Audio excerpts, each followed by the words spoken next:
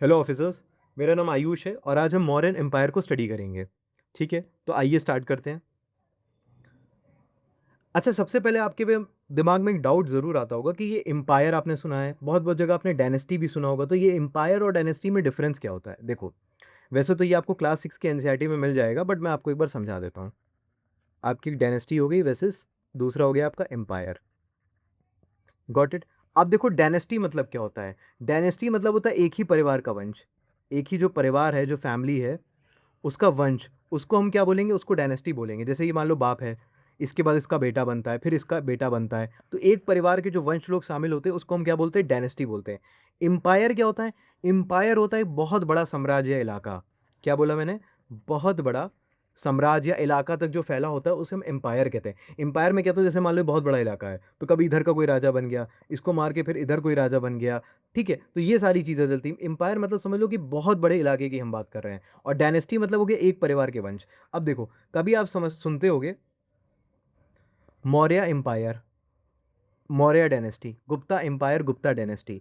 अब इन दोनों में क्या डिफरेंस है? देखो, अगर गुप्ता की बात करें, गुप्ता डायनेस्टी मतलब क्या हो गया कि गुप्ता में जो बाप था उसका बेटा बना, फिर उसका बेटा बना, एक ही लीनेज फॉलो हुई। और गुप्ता एम्पायर मतलब क्या हुआ कि भाई जो उनका साम्राज्य था, जो उनका किंगडम था, वो बहुत दूर तक, वास्ट रीजन तक फैला हुआ था। ठीक है, तो अब आपको मुझे लगता है कभी दिक्कत नहीं होगी इसको समझने में। तो आइए मौर्यन एम्पायर को स्टडी करते हैं थोड़ा डिटेल में। पहले मुझे समझाना पड़ेगा तो मैं आपको समझा देता हूँ। पीछे पीडीएफ अपलोड नहीं है गया, कोई बात नहीं, मैं यही समझा देता हूँ लिख के। हाँ, देखो, उस समय इंडिया में क्या था ना, बहुत छोटे छोटे किंगडम्स थे। ठीक है, जैसे मान लो फॉर एग्जांपल, आज आप जितने भी बच्चे लेक्चर सुन रहे हो, इसमें से एक बच्चा कोई क्विज देगा और उसके फुल नंबर आ जाएंगे। ठीक है, इतने बच्चों में से कोई एक बच्चा होगा जो क्विज अटेंड करेगा, उसके सारे क्वेश्चन सही हो जाएंगे। Got it? तो ऐसे ही था इंडिया में ना, उस समय बहुत सारे छोटे छोटे किंगडम्स थे। उनमें से एक जो सबसे पावरफुल किंगडम था वो आपका मगध था। मगध कहाँ पड़ता है? ये आपका यूपी है, ये आपका बिहार है। मगध आपका बिहार रीजन में पड़ता है। बहुत प्रॉस्परस जगह थी, इतनी खूबसूरत जगह थी, वहां पे 3 नदियां भी निकलती थी मगध में, गंगा, सोन और पुनपुन। कौन कौन सी नदी? गंगा, सोन एंड पुनपुन। तो आप समझ सकते हो कि भाई मगध में किसी चीज़ की कमी है ही नहीं। पानी जहाँ होगा वहीं तो लोग रहेंगे, अगर पानी नहीं होगा तो लोग रहेंगे ही नहीं। तो मगध कहाँ है? मगध आपका बिहार में है। और मगध में 3 नदियाँ निकलती थी, गंगा, सोन, पुनपुन। लोहे का भंडार बहुत बड़ा था, टैक्स से बहुत अच्छा खासा पैसा आता था। तो ये सारी चीज़ें मगध में थी। आपको क्लियर हो गया? अच्छा, एक बात समझो, मगध में ना एक डायनेस्टी थी। तो मगध में आपकी कौन डायनेस्टी थी? मगध में थी आपकी नंद डायनेस्टी। ठीक है, अब देखो एक बात ध्यान से समझना, ये एक नन डायनेस्टी थी। इसके बाद इसी मगध में एक मौर्य डायनेस्टी भी आती है और बहुत सारी डायनेस्टी आती हैं। ठीक है, अब इसको कैसे समझो? जैसे मान लो मगध जो है ना, ये आपका स्कूल है। मगध आपका स्कूल है और स्कूल में कई सारे प्रिंसिपल्स होते हैं। तो ये जो डायनेस्टी, इनको प्रिंसिपल की तरह समझ लो कि पहले नंद प्रिंसिपल था स्कूल में, उसके बाद मगध, ये आपका मौर्य प्रिंसिपल आ गया। तो मगध को एक तुम स्कूल समझ लो। ठीक है, मगध क्या था? मगध एक स्कूल था, ऐसा समझ लो। और स्कूल में कई सारे प्रिंसिपल्स आते रहते हैं ना, पहले ये प्रिंसिपल होता है, उसके बाद ये रिटायर होता है, दूसरा आता है। वैसे ही मगध में बहुत सारी डायनेस्टीज आई। ठीक है, जिसने जिसको हराया वो इस पे रूल करता रहा। तो नन डायनेस्टी थी। अब देखो, नंद डायनेस्टी का एक रूलर था। नन डायनेस्टी का एक रूलर था जिसका नाम था धनानंद। क्या नाम था इसका? इसका नाम था धनानंद। कोई दिक्कत तो नहीं है? अब देखो क्या होता है। अब देखो, ये आपका इंडिया है ना, इंडिया में इस साइड नॉर्थ वेस्ट में देखो, इंडिया में उस समय दो यूनिवर्सिटी थी। बिहार में थी आपकी नालंदा यूनिवर्सिटी, और इधर नॉर्थ वेस्ट साइड में थी तक्षशिला यूनिवर्सिटी। तो तक्षशिला में एक प्रोफेसर थे, उन प्रोफेसर का नाम था चाणक्य। क्या नाम था? चाणक्य। तो एक बार क्या हुआ ना, चाणक्य बड़े विद्वान थे। इनका, चाणक्य को हम कौटिल्य या विष्णुगुप्त के नाम से भी जानते हैं। इनके 3 नाम थे, एक चाणक्य, दूसरा विष्णुगुप्ता, और तीसरा आपका क्या है? तीसरा आपका कौटिल्य है। Got it? तो ये 3 नाम थे जिस नाम से हम चाणक्य जी को जानते थे। समझ गए बात को? अब देखो क्या होता है, चाणक्य एक बार गए नंद डायनेस्टी में, मगध वाले रीजन में गए। ठीक है, नंद डायनेस्टी के पास, नंद डायनेस्टी में जो रूलर था वो कौन था? वो था धनानंद। धनानंद ने इनकी बेइज्जती कर दी कि चलो विद्वान, यहाँ से तुम निकलो, तुम्हारी हमें ज़रूरत नहीं है, ऐसा करके कुछ इनकी बेइज्जती कर दी। ठीक है, मैं स्टोरी समझाने के लिए आपको बता रहा हूँ, इतना इंपॉर्टेंट नहीं है। तो चाणक्य जी की बेइज्जती कर दी। अब चाणक्य ने ठान लिया कि नंद वंश को तो हमें खत्म करना है। चाणक्य को इतनी बात खराब लग गई, वो बेइज्जती जो कर दी धनानंद ने, तो चाणक्य को ये बात बहुत खराब लग गई। और उनने कहा कि हमें नंद वंश को तो खत्म करना है। लेकिन उनके मन में एक सवाल था कि ये काम कौन सा ऐसा युवा है जो इस काम को कर सकता है। देखो, अब चाणक्य खुद नहीं कर रहे थे, देखो भाई वो एक टीचर थे। टीचर का काम लड़ाई झगड़ा करना नहीं है। ठीक है, समझ गए? जैसे महाभारत में कृष्ण ने खुद नहीं लड़ा, अर्जुन को सिखाया कैसे लड़ना है, तो वैसे ही चाणक्य ने खुद नहीं लड़ा। समझ गए? तो चाणक्य को एक ऐसे युवा की तलाश थी जो ये काम करे। अब देखो क्या होता है, चाणक्य को एक शिष्य मिलता है जिसका नाम होता है चंद्रगुप्त मौर्य। चाणक्य को एक शिष्य मिलता है जिसका क्या नाम होता है, चंद्रगुप्त मौर्य। चंद्रगुप्त मौर्य और चाणक्य जाके नंद वंश पे हमला कर देते हैं। ठीक है, डायरेक्ट देखो, अब मगध में था नंद वंश और मगध की राजधानी तो उस समय पाटलिपुत्र। अब जैसे मान लो मगध आपका बिहार हो गया और बिहार की राजधानी क्या है, राजधानी क्या है, पटना है।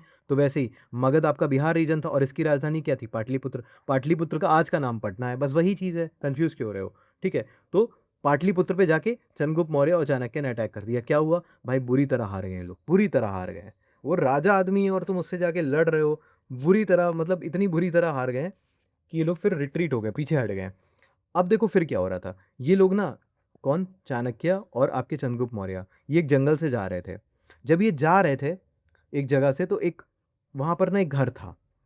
उस घर में ना एक माँ अपने, वो उस घर में एक बच्चा था, माँ उसको खिचड़ी परोस के दे रही थी। तो वो क्या कर रहा था, वो उसे खिचड़ी खा रहा था। क्या बताया मैंने, ये लोग जा रहे थे रास्ते में, तो एक घर दिखा, घर में माँ ने खिचड़ी दी बच्चे को थाली में। तो बच्चे ने क्या किया, उस खिचड़ी को डायरेक्ट बीच में से हाथ डाल के खाने लगा और एकदम उसका हाथ जल गया। तो उसकी माँ उसे डांटने लगी, उसकी माँ कहने लगी कि पहले साइड से खाया जाता है बेटा, बीच में गर्म होता है, बीच से नहीं अटैक अटैक किया जाता है। तो ये ना चाणक्य और चंद्रगुप्त मौर्य को एक चीज़ क्लिक कर गई कि भाई हमें ना, हमने क्या गलती करी थी, हम मगध के बीच में पाटलिपुत्र में जाके अटैक कर दिए थे, हमें साइड साइड से अटैक करना पड़ेगा। और फिर वही हुआ, इनने छोटे छोटे इलाकों पर कब्जा किया और फिर धीरे धीरे राजधानी की तरफ यानी पाटलिपुत्र की तरफ अ, बढ़े और इसी रणनीति से लोग सक्सेसफुल हुए। फिर आपका स्टैब्लिश होता है मौर्यन एम्पायर। क्या स्टैब्लिश होता है आपका, मौर्यन एम्पायर। क्लियर है, यहाँ तक कोई दिक्कत नहीं है? अब देखो, चंद्रगुप्त का एम्पायर बहुत बड़ा था, ठीक है, चाणक्य इसके मेन लीडर थे। दिमाग किसका था, चाणक्य का था, कौटिल्य का था। चंद्रगुप्त का एम्पायर जो था बहुत बड़ा था और इसने, ये पहला रूलर था इस एम्पायर का।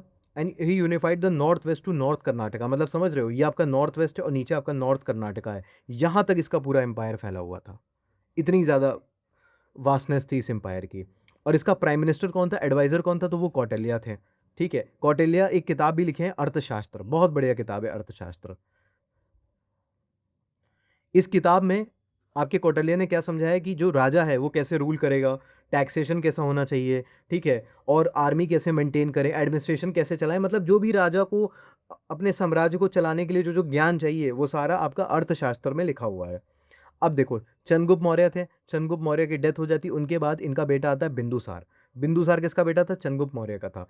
ग्रीक सोर्सेज जो है ना, इसको बोलते हैं एमेट्रोकेट्स या अमित्र घाट। ठीक है, घाट पे उतार देंगे, तुम्हें घाट का पानी पिला देंगे, ऐसे याद रख लो। तो क्या बोला जाता था बिंदुसार को, अमित्रोकेट्स या अमित्र घाट बोला जाता था, हमें ग्रीक सोर्सेज से पता चला है।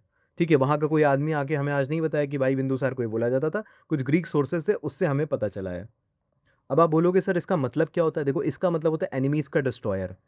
जो एनिमीज को डिस्ट्रॉय करता है उसे हम क्या बोलते हैं, अमित्र घाट या अमित्रोकेट्स। गॉट इट, क्लियर हो गया? इसके बाद बिंदुसार के बाद इनका बेटा आता है अशोक, अशोका द ग्रेट भी बोला जाता है। बहुत ही पावरफुल रूलर था। ठीक है, 269 बीसी में गद्दी पे बैठता है और बहुत लड़ाइयाँ लड़ता है। लेकिन इसकी लाइफ में ना एक टर्निंग पॉइंट आता है, कभी कभी आपकी लाइफ में एक टर्निंग पॉइंट आता है जब आपको की हुई गलती पर रियलाइज होता है कि हाँ यार मेरे से बड़ी गलती हो गई। क्या हुआ, अशोक बहुत लड़ाई करता था। कलिंग एक जगह थी, कलिंग कहाँ है, इस साइड है, जो आज का उड़ीसा है ना, उड़ीसा का पुराना नाम कलिंग था। तो क्या हुआ कि यहाँ पर लड़ाई करी आपके अशोक ने। और ऐसा बोला जाता है, अलग अलग सोर्सेज देखो अलग अलग चीज़ें बताते हैं, बट ऐसा बोला जाता है कि एक उपगुप्त करके एक बुद्धिस्ट मॉन्क थे। वो उसी समय जब ये अशोक सबको मार रहा था और सब मर गए, तो इनके पास आते हैं उपगुप्त और इनको बोलते हैं देखो यार तुमने क्या किया, तुमने क्या किया। मतलब एक छोटा बच्चा माँ के, मतलब ऐसी बुरी तरह अशोक ने मारा था कि जैसे एक माँ है तो उसके पेट में बच्चा है, तो वो बच्चा भी मरा हुआ था। ठीक है, वो पेट से बाहर निकल के मरा हुआ था, इतनी बुरी तरीके से अशोक ने, इतना ज़्यादा मतलब ऐसा मास स्केल डिस्ट्रक्शन यूज़ किया था उसने। तो उपगुप्त ने इनको बोला कि देखो आपने क्या किया, आपने सबको मार दिया, इससे आपको क्या मिला, राजा का काम होता है कि सबकी सेवा करे, वगैरह वगैरह चीज़ें समझाई। तो अशोक को ना एकदम, मतलब उसका दिमाग खुल गया। ठीक है, और उसके बाद अशोका क्या करता है, अपना धर्म परिवर्तन कर लेता है और बुद्धिज्म में कन्वर्ट हो जाता है, क्योंकि उपगुप्त भी बुद्धिस्ट थे। तो उनकी बातें अच्छी लगी, उनके देखो ये डायनेस्टी में जो चंद्रगुप्त मौर्य थे, चाणक्य थे, ये क्या थे, ब्राह्मण थे। ठीक है, देखो यार, वैसे भी डिस्प्यूट है, इस डायनेस्टी को अलग अलग तरीके से बोला जाता है, कि कोई बोलता है कि हाँ ब्राह्मण्स ओरिजिन थे, कोई कोई और ओरिजिन बताता है, उस डिटेल में मत जाना। बस ध्यान रखना कि अशोका ने क्या किया था, अपने आप को बुद्धिज्म में कन्वर्ट कर लिया था कलिंग वॉर के बाद। यूज टाइटल देवनाम पियदसी इन इंस्क्रिप्शंस। इसका मतलब क्या हुआ, देखो अशोका ने अपने जो इंस्क्रिप्शंस बनाए थे ना, ठीक है, अशोका ने जो अपने इंस्क्रिप्शन बनाए थे उसमें अपना नाम अशोका नहीं लिखा। हाँ, उसने अपना अपना नाम अशोका लिखा ही नहीं, उसमें पता है क्या लिखा, देव नाम पियदसी, यानी भगवान का प्यारा, देव नाम पियदसी, बिलोवेड ऑफ द गॉड्स। क्या नाम यूज़ किया, देव नाम पियदसी। अब आप बोलोगे सर इसने देव नाम पियदसी लिखा, तो ये हमें कैसे पता चला कि ये अशोक ही है। देखो, क्योंकि भाई जब अशोक ने अपने इंस्क्रिप्शन में अशोक नहीं लिखा, ये नाम लिखा, तो इस नाम का तो कोई राजा ही नहीं था, तो हमें कैसे पता चला ये अशोक था। श्रीलंका के कुछ बुद्धिस्ट क्रॉनिकल्स थे, महावंश और दीपवंश, ठीक है, श्रीलंका की दो बुद्धिस्ट किताबें थी, महावंश और दीपवंश। उसमें हमें पता चला है, क्योंकि उसमें लिखा है कि देवनाम पियदसी अशोक को रेफर कर रहा है, तो उससे हमें पता चलता है कि ये जो है ये अशोका था। अशोका ने देखो एक लाइन बोली, all over people should create good deeds free from disaster, enjoy Joy with minds unpolluted with jealousy, statement by Ashok. क्या बोला जा रहा है, अशोक चाहता था कि जो लोग हैं वो अच्छे कर्म करें, गुड डीड्स करें, एक दूसरे के साथ पीसफुली रहें, जेलेसी कम करें, ठीक है, मॉरल लाइफ जिए, वेलफेयर ओरिएंटेड सोसाइटी बनाएं। ये कौन चाहता था, ये हमारा अशोक चाहता था। गॉट इट, क्लियर है। अब देखो, expansion and foreign contacts, Chandragupta versus Seleucus, ये पहले मैं आपको समझा देता हूँ। अलेक्जेंडर की डेथ के बाद क्या होता है ना, जो आपका अलेक्जेंडर था, जो सिकंदर था, उसकी डेथ के बाद क्या होता है, ये बड़ा एक क्वेश्चन आ जाता है कि अब एम्पायर किसे मिले। ठीक है, अलेक्जेंडर का इतना बड़ा एम्पायर था, तो उसकी डेथ हो जाती, तो अब एम्पायर किसे मिले, तो जो उसके जनरल्स होते हैं, जो जो उसके सोल्जर्स होते हैं, वो क्या करते हैं, आपस में एम्पायर को बांट लेते हैं। ठीक है, एम्पायर को क्या करते हैं, वो आपस में बांट लेते हैं, और बांटने के बाद जो टुकड़े बन जाते हैं ना, जैसे मान लो ये एम्पायर, जैसे फॉर एग्जांपल इतना बड़ा एम्पायर था, तो आधा आधा करके बांट लिया, और जो टुकड़े बन गए ना, इसको क्या बोलते हैं, इसको हम बोलते हैं Greek successor states, Greek successor states. ठीक है, अब जो ईस्टर्न वाला एरिया था, ये जो ईस्टर्न वाला आपका एरिया आता है, कौन सा आता है, ये आपका ईरान हो गया, इराक हो गया, ठीक है, सीरिया हो गया, अफगानिस्तान हो गया, ये जो पूरा इंडिया तक इलाका था, ये इलाका किसको मिलता है, ये इलाका मिलता है सेल्कस निकेटर था, सेल्कस निकेटर को मिलता है। बात समझ में आ गई मेरी। मैंने क्या बोला, अलेक्जेंडर की डेथ के बाद उसके जो जनरल्स होते हैं वो एम्पायर बांट लेते हैं। ठीक है, अलग अलग हिस्से में बांट लेते हैं एम्पायर, और एम्पायर का जो इधर ईस्टर्न वाला हिस्सा होता है, ठीक है, ये एम्पायर है, आधा आधा करके पूरा बांट लेते हैं, और जो ईस्टर्न वाला हिस्सा होता है, ईरान हो गया, इसमें पर्शिया, सीरिया, अफगानिस्तान वाला आता है, ये किसको मिलता है, ये सेलिकस निकेटर नाम के जनरल को मिलता है। ठीक है, अब क्या होता है भैया, ये देखो, इनका मैंने क्या बताया, इनका नॉर्थ वेस्ट से लेके मौर्यन एम्पायर के बारे में बताया था ना, नॉर्थ वेस्ट से लेके नॉर्थ कर्नाटक यानी डेक्कन तक फैला हुआ था। अब भैया सेलिकस निकेटर पूरा इलाका लिया है, ठीक है, तो भैया इसका चंद्रगुप्त मौर्य से टकराना तो बनता ही था, तो क्या हुआ, दोनों के बीच में टकरार हुई, और फिर चंद्रगुप्त मौर्य और सेल्यूकस निकेटर की लड़ाई हुई। कौन जीतेगा, आप सबको पता है, चंद्रगुप्त मौर्य जीत गया। ठीक है, फिर सेल्यूकस निकेटर को उसके साथ एग्रीमेंट करना पड़ा, और मौर्यन एम्पायर को नॉर्थ वेस्ट इंडिया की टेरिटरीज मिल गई। ठीक है, समझ गए। और सेल्यूकस निकेटर ने अपनी बेटी की शादी चंद्रगुप्त मौर्य से करा लिया था। ठीक है, समझ गए बात को। तो दोनों के बीच में आपसी समझौता बन गया था, इसी खुशी में चंद्रगुप्त मौर्य ने 500 वॉर एलिफेंट्स, 500 हाथी दे दिए थे सेल्यूकस निकेटर को, इसका भी हमें मेंशन मिलता है। तो ये देखो, Chandragupta versus Seleucus defeated Seleucus Nicator and gain the north west territories, Megasthenes came out to the court of the Chandragupta Maurya. अब देखो एक चीज और समझो, अब सेल्यूकस निकेटर हार गया, ठीक है, अब सेल्यूकस निकेटर ने कहा कि यार ये राजा तो बड़ा कमाल का है चंद्रगुप्त मौर्य, इससे कुछ सीखना पड़ेगा, तो देखो मैं खुद नहीं जाऊंगा सीखने, समझ गए, मैं खुद सीखने नहीं जाऊंगा। जो राजा आदमी होता है वो अपने नौकर भेजता है कि जाओ उससे सीख के आओ और मुझे बताना। तो ऐसे ही एक आदमी था मेगास्थनीस, ठीक है, ग्रीक नाम है, समझ लो, मेगास्थनीस। अब वो ग्रीक नाम है, अब आपको यहाँ इंडियन नाम मानवेंद्र नहीं मिलेगा, ग्रीक का है तो ग्रीक वाले नाम होंगे ना, तो मेगास्थनीस। तो सेल्यूकस निकेटर ने क्या किया, चंद्रगुप्त मौर्य के कोर्ट में मेगास्थनीस को भेजा, मेगास्थनीस एम्बेसडर के रूप में भेजा, राजदूत के रूप में भेजा, और मेगास्थनीस ने वहाँ रहकर, चंद्रगुप्त मौर्य के एम्पायर में रहकर, मौर्यन एम्पायर में रहकर एक किताब लिखी जिसका नाम था इंडिका। ओरिजिनल बुक तो इसकी सर्वाइव नहीं है, ठीक है, लापता हो गई थी, लेकिन इसके कुछ जो लेटर ग्रीक और रोमन राइटर्स हैं, ठीक है, उनके कुछ हमें पोर्शंस कोट किए हुए मिले हैं। ओरिजिनल बुक ध्यान रखना लॉस्ट है, वो नहीं मिली है। ठीक है, तो इसीलिए जो मेगास्थनीज है ना, वो मौर्यन एम्पायर के लिए एक बहुत ही इंपॉर्टेंट फॉरेन सोर्स है, समझ गए, वही चीज़ इसमें बता रहा है। Megasthenes came to the court of the Chandragupta Maurya. Ashoka's empire covered almost all of India except deep south and some island like Sri Lanka.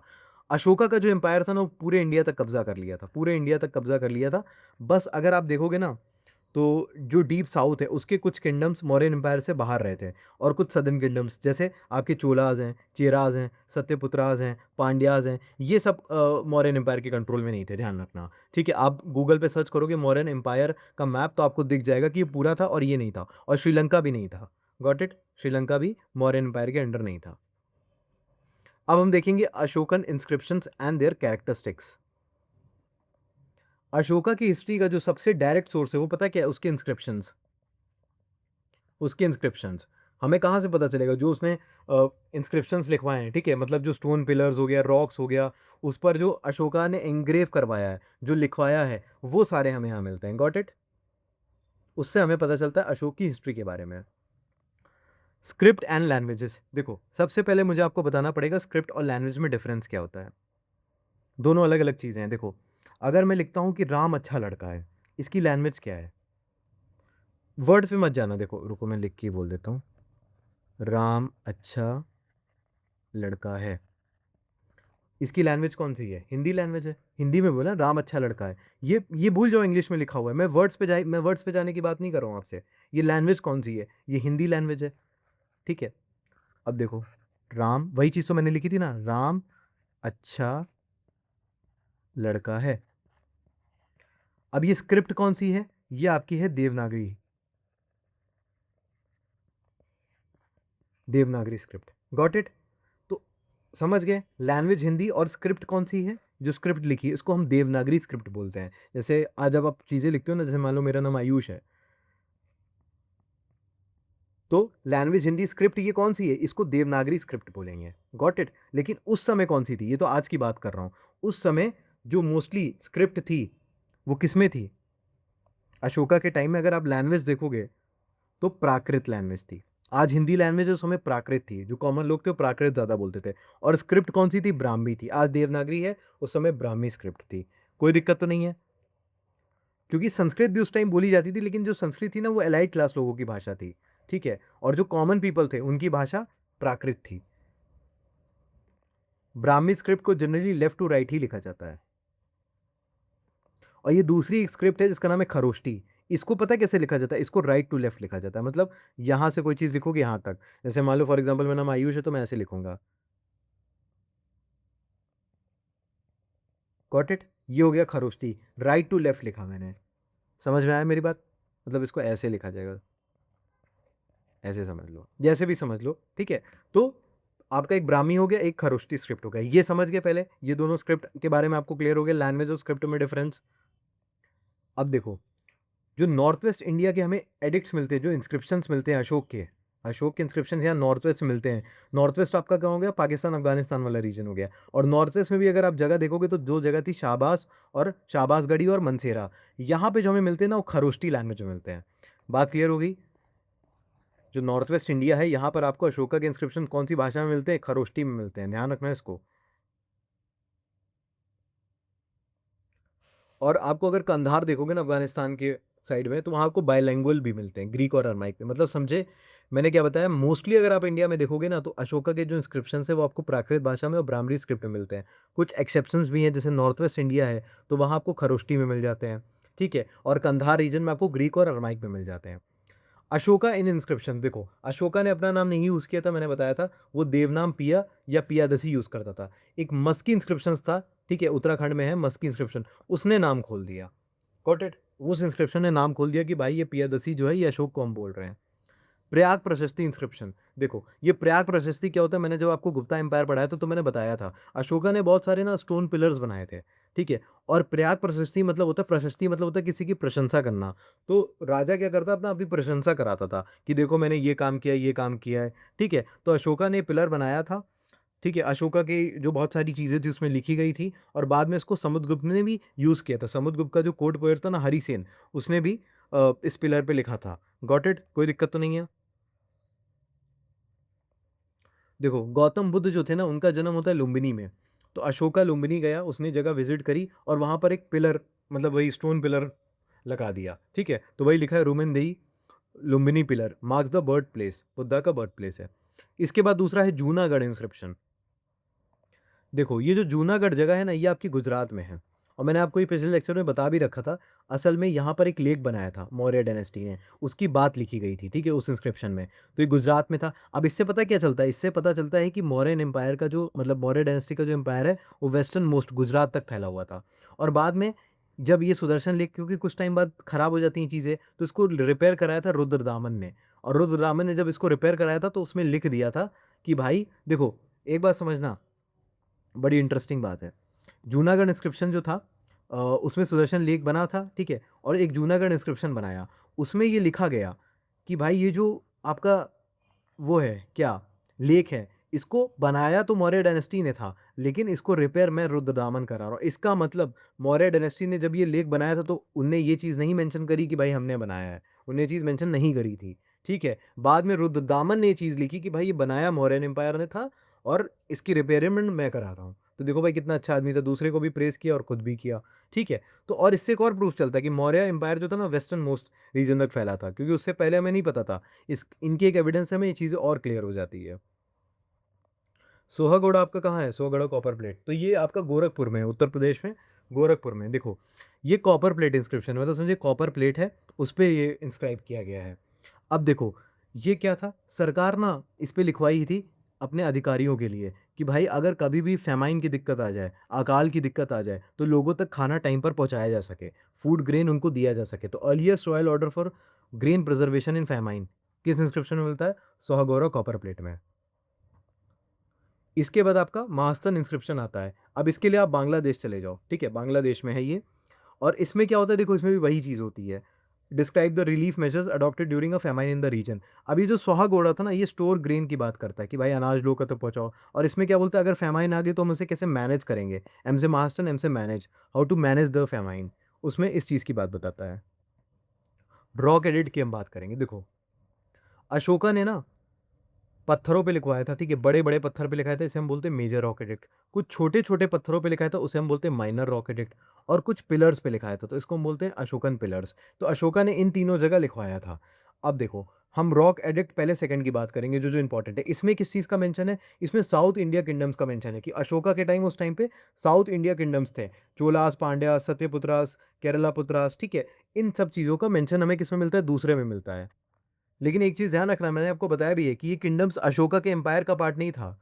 बहुत इंपॉर्टेंट है, अशोका बेसिकली अपने एम्पायर के बाहर के नेबरिंग किंगडम्स का भी मेंशन करता है। मतलब अशोका का जो इन्फ्लुएंस है, जो कम्युनिकेशन ज़ोन है, वो बहुत ब्रॉड था। अब देखो, रॉक एडिक्ट 1 में क्या बात बोलता है? रॉक एडिक्ट 1 में बोलता है कि किसी भी जानवर का स्लॉटर नहीं होना चाहिए, एनिमल स्लॉटर के खिलाफ था। रॉक एडिक्ट 3 में क्या बोलता है कि जो ऑफिसर्स है, जो धम्मा महाममताज है, देखो, अशोका बोलता था कि एक जगह बैठ के धम्मा तो प्रोपोगेट नहीं होगा। धम्मा मतलब जब वो बुद्धिज्म में कन्वर्ट हो गया था, तो धम्मा कोई उसका रिलीजन नहीं था, बस समझ लो धम्मा एक सोशल ऑर्डर था कि लोगों को कैसे रहना चाहिए, क्या अच्छाई है, क्या बुराई है, इसको हम धम्मा बोलते हैं। तो अशोका ने धम्मा को फैलाने के लिए ऑफिसर्स अपॉइंट किए थे, जो हर 5 साल में उन टूर होता था, अलग-अलग जगह जाते थे। अशोक ने अपने बच्चों को भी भेजा था श्रीलंका कि जाके धम्मा का प्रोपोगेशन करो।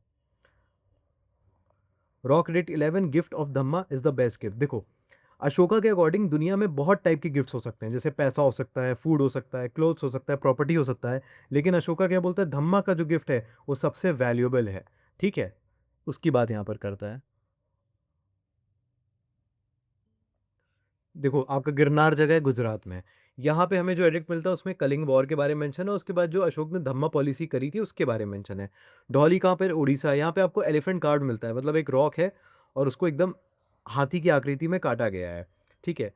और जोगड़ा आपका उड़ीसा में है। यहाँ भी आपको सिमिलर टू धौली के भी मिलते हैं, मतलब कलिंग के काफ़ी एडिक्ट्स मिलते हैं, जो कलिंग वॉर हुई थी उससे रिलेटेड। दोनों उड़ीसा में है, तो of course that will be related to that. इसके बाद हम इंपॉर्टेंट प्लेसेस देखेंगे, इंस्क्रिप्शंस देखेंगे और कुछ फीचर्स देखेंगे। पहले आपका है कालसी। कालसी कहाँ पर है? ये उत्तराखंड में है। मेजर रॉक एडिक्ट है। यहाँ पे हमें क्या मिलता है? Mentions Greek Kings, Antiochus etcetera. मतलब खालसी में अशोक के बड़े रॉक एडिक्ट्स मिले हैं, क्लियर है? और इनमें हमें कुछ जो फॉरेन के कुछ एलेनिस्टिक या ग्रीक रूलर्स का भी मेंशन मिलता है। इसके बाद दूसरा है शाहबाजगढ़ी एंड मनसेरा। ये आपका कहाँ है? पाकिस्तान में है। मेजर रॉक एडिक्ट है। Only these two major rock edicts are written in Kharosthi के स्क्रिप्ट। सिर्फ यही दोनों जो हैं आपके खरोष्टी स्क्रिप्ट में लिखे गए हैं। मतलब जो बाकी बहुत से आपके अशोकन इंस्क्रिप्शन है वो ब्राह्मी में हैं, लेकिन जो नॉर्थ वेस्ट में दो फेमस साइट्स हैं, कौन सी? शहबाजगढ़ी और मनसेरा, इनमें खरोष्टी में है। इसके बाद आता है आपका लौरिया नंदगढ़, ये आपका कहाँ पर है, ये बिहार में, ये एक पिलर एडिक्ट था, ठीक है, जो पिलर होता है ना वो था। At bank of Burhi Ganga river, क्या बोल रहे हैं, जो बूढ़ी आपकी देखो इसको करेक्ट कर लेना, ये बुरी गंगा नहीं, बुरी गंडक है, ठीक है। और यहाँ पर आपको पिलर है, यहाँ पर ध्यान रखना इस बात को। इसके बाद आता है लौरिया अराज, ये भी कहाँ है, ये भी आपका बिहार में है और ये भी एक पिलर है विदाउट एनिमल कैपिटल। यहाँ अशोकन पिलर है लेकिन इसके ऊपर फेमस एनिमल कैपिटल नहीं है, ठीक है, मतलब पिलर है लेकिन एनिमल कैपिटल नहीं है, ध्यान रखना, एनिमल कैपिटल यहाँ पर एब्सेंट है, वेरी इंपॉर्टेंट। इसके बाद आपका रामपुरवा आता है, ये भी आपका बिहार में, and this is also pillar addict, ठीक है। Bull and lion capital, Rampurwa के अशोकन पिलर्स में हमें फेमस कैपिटल्स में आपको देखोगे तो बुल और लॉयन मिलता है। इसके बाद आपका टोपरा आता है, that is in Haryana, that is also a pillar addict, ठीक है। फिरोज शाह तुगलक ने इस पिलर को शिफ्ट कराया था, अशोका ने पिलर बनाया था लेकिन बाद में जो आपका रूलर था फिरोज शाह तुगलक, उसे टोपारा से दिल्ली ले गया था, क्लियर है। इसके बाद आपका मेरठ उत्तर प्रदेश में, ये भी पिलर एडिक्ट है, सेम कहानी है, इसे भी फिरोज शाह ने शिफ्ट करवाया था, ठीक है, दिल्ली शिफ्ट कराया था, मेरठ से दिल्ली। इसके बाद आपका आता है नित्तूर, उदय गुलाम एंड गवी मठ, ये कहाँ पर है आपका, ये आपका कर्नाटका में है, ये माइनर रॉक एडिक्ट्स हैं, ठीक है, रीजनल स्प्रेड है, मतलब ये मेजर रॉक एडिक्ट्स नहीं है बल्कि वहाँ के माइनर रॉक एडिक्ट्स हैं, और इनका लोकेशन हमें बताता है कि अशोका के इंस्क्रिप्शंस की रीच साउथ इंडिया तक भी थी, कर्नाटका तक भी थी, वो कौन से इंस्क्रिप्शंस बताता है, ये बताता है। इसके बाद सोपारा आपका कहाँ है, महाराष्ट्र में है, ये रॉक एडिक्ट था, maritime trade region, Sopara ancient समय में एक इंपॉर्टेंट कोस्टल ट्रेडिंग सेंटर था, ठीक है, समझ गए, इसीलिए इसे मैरीटाइम ट्रेड रीजन से जोड़ा जाता है। इसके बाद आता है शारी कुना, ये कहाँ पर है, ये आपका कंधार यानी अफगानिस्तान में है, बाइलिंगुअल मिलता है, ग्रीक और अरमाइक, मतलब इंस्क्रिप्शन दो लैंग्वेजेस में है, क्लियर हो गया, ग्रीक और अरमाइक।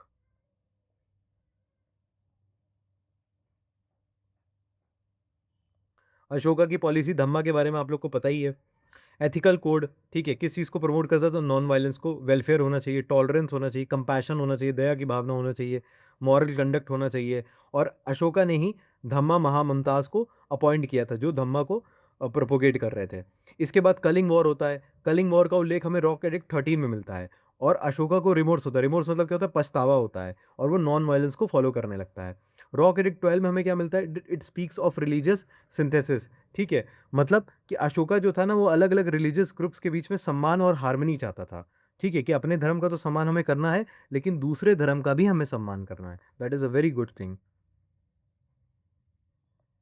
एडमिनिस्ट्रेशन एंड रेवेन्यू को देखेंगे, सेंट्रलाइज ब्यूरोक्रेसी थी, ठीक है, जो सत्ता का मुख्य कंट्रोल था वो सेंटर से था। अच्छा, मौर्यन एम्पायर ना बहुत बड़ा था, इसलिए सिर्फ राजा अकेले सब कुछ नहीं संभाल सकता था, तो बहुत सारे स्पेशलाइज्ड ऑफिसर्स होते थे, जैसे डिस्ट्रिक्ट कलेक्टर होता था, उस समय रेवेन्यू ऑफिसर होता था, सर्वे ऑफिसर होता था, कमिश्नर्स होता था, तो बड़े बड़े अलग अलग अधिकारी होते थे। देखो हम इसको देखेंगे, पहला आपका युक्ता है, युक्ता कौन होता था, ये रेवेन्यू वाला अधिकारी था, ठीक है, मतलब ये बेसिकली एडमिनिस्ट्रेशन और खासकर रेवेन्यू रिलेटेड कामों से जुड़ा हुआ था। कौन था आपका, युक्ता था, युक्ता किससे रिलेटेड था, रेवेन्यू से रिलेटेड था। इसके बाद आपका आता है राजुका, ये जमीन और लोकल जस्टिस चीज़ों से रिलेटेड था, ठीक है, समझ गए, पहले सर्वे करता था ये कि किसान की कितनी ज़मीन है, कितना खेत है, उसका असेसमेंट क्या होगा, और दूसरा इसका काम था जुडिशियल वर्क का, ठीक है, कुछ इसको जुडिशियल रिस्पॉन्सिबिलिटीज़ भी दी गई थी, तो राजू का जो था वो रूलर सर्वे भी करता था और लोकल जस्टिस भी इसके हाथ में था। इसके बाद था प्रदर्शिका, इसका मतलब क्या, देखो ये डिविजनल हेड था, इसके जैसे आज आप समझो जो डिवीजन लेवल ऑफिसर होता है ना, डिवीजन का बड़ा एडमिनिस्ट्रेटिव ऑफिसर होता है, वो आपका प्रदेशिका था। इसके बाद आपका आता है समार्थ, वेरी इंपॉर्टेंट है, ये क्या था, अब देखो इसको हम बोलते हैं चीफ रेवेन्यू कलेक्टर, ठीक है, मतलब जो पूरे राज्य से आने वाला रेवेन्यू था उसको ऑर्गेनाइज करना, कलेक्ट करना, ठीक है, उससे रिलेटेड ये था, क्लियर हो गया। अब कुछ और इंपॉर्टेंट आपको दिख रहे होंगे, जैसे अक्षय अध्यक्ष, ठीक है, सीताध्यक्ष, पौतवाध्यक्ष, ठीक है, पन्याध्यक्ष और सुंध्याध्यक्ष, ये अगर आप देखोगे ना तो ये अलग अलग इंपॉर्टेंट ऑफिसर्स थे। जैसे आपकी अक्षाध्यक्ष है तो ये माइंस से रिलेटेड थे, माइंस मिनरल रिसोर्सेज से जुड़े हुए थे। इसके बाद जो आपका ये सित्याध्यक्ष है, ये बेसिकली अगर आप देखोगे तो क्राउन लैंड से रिलेटेड था, मतलब ऐसी ज़मीन जो सीधा राज के कंट्रोल में होती है। इसके बाद पौत्यावध्यक्ष अगर आप देखोगे तो ये वेट एंड मेजर से रिलेटेड था, ठीक है। पंद्याध्यक्ष ये आपके कॉमर्स से रिलेटेड था, और सुनयादक्ष आपके स्लॉटर से रिलेटेड था। क्लियर है? और क्या क्या रेवेन्यू थे, तो दो टैक्स था, भाग और बाली। ठीक है, भाग मतलब जैसे हिस्सा होता था ना कि किसान ने कुछ प्रोड्यूस किया फिर उसको स्टेट का कुछ हिस्सा मिलेगा। Mauryan empire did not grant any land on religious basis. तो मौर्य एम्पायर के टाइम ऐसा नहीं था कि जो धार्मिक इंस्टीट्यूशन से उनको ज़मीनें दान दी जा रही हैं। ठीक है, तो स्टेट जो था वो ज़मीनों पे बहुत कंट्रोल रखता था। ऐसे रिलीजियस इंस्टीट्यूशंस को इतना डोनेशन उस समय नहीं था। इसके बाद म्यूनिसिपल एंड अर्बन एडमिनिस्ट्रेशन की बात आती है। देखो, मेगास्थनीज के बारे में आपको मैंने बताया है। मेगास्थनीज कौन थे? ये आपके चंद्रगुप्त मौर्य के कोर्ट में आए थे, सेल्यूकस निकेटर ने भेजा था, और इनने किताब लिखी थी इंडिका। ठीक है, तो मेगास्थनीज अपनी किताब में जो इंडिका, उसमें मौर्यन सोसाइटी और एडमिनिस्ट्रेशन के बारे में बताते हैं। तो मेगास्थनीज को जो अकाउंट है उसमें पता चलता है कि पाटलिपुत्र की म्यूनिसिपल एडमिनिस्ट्रेशन में 30 मेंबर्स थे। कितने मेंबर्स थे? 30 मेंबर्स थे। ठीक है, और 6 कमेटी में डिवाइड किया गया था। जो 30 मेंबर्स थे उनको 6 कमेटी में डिवाइड किया गया था। ठीक है, कमेटी क्या करती थी? देखो, इनका काम अलग अलग था। जैसे इंडस्ट्रीज देखना, foreigners, birth and death, trade, commerce, manufactured goods, इन सब चीज़ों को देख रेख करना, तो इन सब से रिलेटेड थी। ठीक है, म्यूनिसिपल एंड अर्बन एडमिनिस्ट्रेशन है तो समझ सकते हो। इकोनॉमी, ट्रेड एंड इंफ्रास्ट्रक्चर में agriculture and crown land Sita. ठीक है, तो देखो, समझ गए ना, ये क्या है? क्राउन लैंड सीता, ऐसी ज़मीन जो राज्य के सीधे कंट्रोल में थी उसको हम बोलते थे। ठीक है, जो सीधा आपके स्टेट के कंट्रोल में होती थी। तो इस ज़मीन से क्या होता था? रेवेन्यू आता था। अब देखो, मौर्य जो लोग थे ना, वो एग्रीकल्चर को इम्प्रूव करने के लिए इरिगेशन प्रोजेक्ट्स भी करते थे। ठीक है, जैसे आपका ये सुदर्शन लेक था, इसका जो क्रेडिट जाता है सौराष्ट्र गुजरात में पुष्यभूति को जाता है, पुष्यगुप्त को जाता है, सॉरी। पुष्यगुप्त कौन थे? मौर्यन के गवर्नर थे। ठीक है, और बाद में आपको पता ही है कि ये जूनागढ़ इंस्क्रिप्शन में भी मेंशन रहता है। इसके बाद ट्रेड से अगर रिलेटेड देखोगे तो वेट्स एंड मेजर्स आता है। ठीक है, मौर्यन गवर्नमेंट जो था वो बिजनेस को रेगुलेट करती थी। ठीक है, इसके बाद आपका आता है, हाँ, एक और वर्ड है इसमें, सरतावा। ठीक है, ये क्या मतलब होता था? जो बिजनेस के जो व्यापारी होते थे ना, उनका जो कैरावान होता था, जो कॉन्वॉय होता था, उसके लीडर को हम सरतावा कहते थे। ठीक है, इसका मेंशन भी अर्थशास्त्र में है। पब्लिक वेलफेयर भी अशोका ने किए थे। ठीक है, जैसे अगर आप देखोगे तो अली अशोका की पॉलिसी में सिर्फ टैक्स लेना नहीं था, पब्लिक वेलफेयर पे भी ध्यान दिया था। ठीक है, रास्तों के किनारे पेड़ लगाना, कुएं बनाना, मेडिकल हर्बल प्लांट्स, गार्डन्स खोलना, हॉस्पिटल्स, इन सब की भी फैसिलिटी अशोक ने दी थी। फर्स्ट रिकॉर्डेड स्टेट्स हॉस्पिटल्स खोले गए थे। इसके बाद रॉक कट केव्स आता है। एक आता है बराबर caves with inscription dedicated to Ajivikas, some dated to modern times. देखो, ये आपका बराबर केव्स कहाँ पर है? ये आपका बिहार में है, बी से बराबर, बी से बिहार।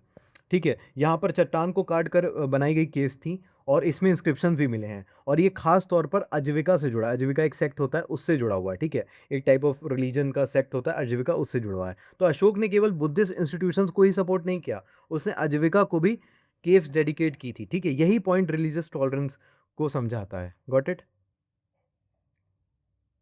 इसके बाद डिक्लाइन एंड फॉल। तो आपको पता है कि लास्ट जो मौर्यन रूलर था वो कौन था? बृहद्रथ था। ठीक है, और मैंने आपको पोस्ट मॉर्टम में पढ़ाया हुआ गया है कि बृहद्रथ का असैसिनेट कर देता है पुष्यमित्र शुंग, और फिर अपनी शुंगा डायनेस्टी को स्टैब्लिश कर देता है। अगर आप एडमिनिस्ट्रेटिव डिवीजंस देखोगे जो अशोकन एडिक्ट में भी मेंशन है, तो उत्तर पथ आपका कहाँ पड़ता है? नॉर्थ में पड़ता है, उसका कैपिटल क्या है? तक्षशिला है। अवंती रथ, इसका कैपिटल क्या है? उज्जैन है, ये आपका मध्य प्रदेश साइड है। कलिंग उड़ीसा में, इसका कैपिटल क्या है? तोशली है। साउथ में आ जाओ, दक्षिण पथ, इसका कैपिटल क्या है? सुवर्णगिरी है। और इसके बाद प्रत्यापथ है, ये आपका पटना साइड है, इसका कैपिटल क्या है? पाटलिपुत्र है। क्लियर हो गया? इंपॉर्टेंट स्तूपास देखेंगे, देखो सांची स्तूप आपका कहाँ है? ये आपका मध्य प्रदेश भोपाल में है। किसने बनाया था? अशोक ने बनाया था। इसके बाद आपका भरूच स्तूपा है, ये आपका सतना एमपी में है। ठीक है, और इसको डिस्कवर किया था अलेक्जेंडर कनिंगम में। ध्यान रखना, कनिंगम ने इसको बनाया नहीं था, इसको डिस्कवर किया था। ठीक है, इसके जो रिमेन्स मिले थे उसको डिस्कवर किया था। अमरावती स्तूपा आपका कृष्णा नदी पर है, आंध्र प्रदेश में है, और इसको किसने किया था? कॉलिन मैकेंजी ने किया था। फिर इसके बाद हमिक स्तूपा है, ये वाराणसी यूपी में है, और ये गुप्ता पीरियड से एसोसिएटेड है।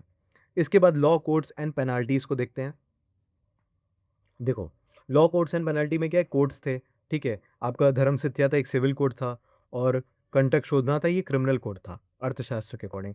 पेनाल्टीज भी कुछ थी, जैसे severe punishment for tax evasion, tax नहीं दोगे तो कहीं कहीं डेथ भी रिपोर्टेड थी सर्टेन केसेस में। कुछ म्यूनिसिपल ऑफेंसेस लगता था, जैसे आपका पनको दका सनिरोध था, ये किस लिए था? कि अगर आपने कोई रोड पे कूड़ा कचरा फेंका है, उस केस से रिलेटेड था। आई होप आपको क्लियर हो गया होगा।